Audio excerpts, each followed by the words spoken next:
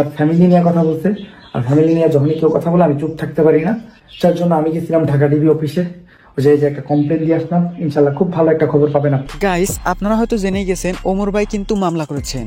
তবে কার কার নামে মামলা করেছেন? প্রিন্স মামুন নাকি এলেক্স সবুজ নাকি অন্য কেউ? কেনই বা মামলা করেছেন? ওমর ভাই কি বলছে আজকের এই ভিডিওতে একদম ক্লিয়ার করা হবে। তো ভিডিওটি টানাটানি না করে একদম শেষ পর্যন্ত দেখতে থাকুন। আপনারা দেখছেন টিম অন ফায়ার, সাথে আছি আমি সিয়াম হাসান। প্রিন্স মামুন ওমর ভাইকে কি বললেন?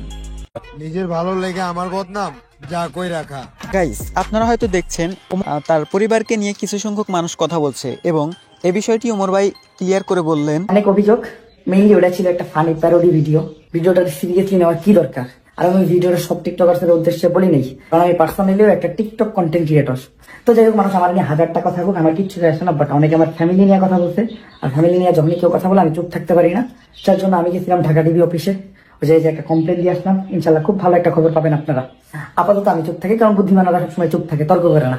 ওমর ভাইকে নিয়ে 2-4টা কথা ওমর ভাই মেনে নিবে, কিন্তু তার পরিবার নিয়ে কোনো কথা বললে তিনি এই বিষয়টি নিয়ে একদমই সিরিয়াস। এবং তবে ওমর ভাই এই বিষয়টি নিয়ে একদম ক্লিয়ার করেনি যে কার নামে মামলা করছেন। অতি শীঘ্রই আমরা জানতে পারবো কার কার নামে মামলা করেছেন।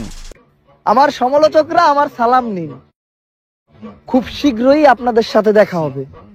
ধাক্কা সামলানোর প্রস্তুতি নিন। তো গাইস, ওমর ভাই কখন কোথায় যাচ্ছে, কি করতেছে, সকল তথ্য আমাদের এই চ্যানেলে দেওয়া হয়। তো চ্যানেলটি অবশ্যই সাবস্ক্রাইব করে দিবেন, আর ওমর ভাইকে ভালোবাসলে অবশ্যই একটা ভিডিওতে লাইক করে দিবেন। পরবর্তী ভিডিও খুব তাড়াতাড়ি আসতে চলেছে। তো ভালো থাকেন, সুস্থ থাকেন, আল্লাহ হাফেজ।